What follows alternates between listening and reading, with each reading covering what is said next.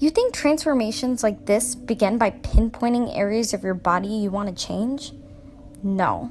It starts with your mind.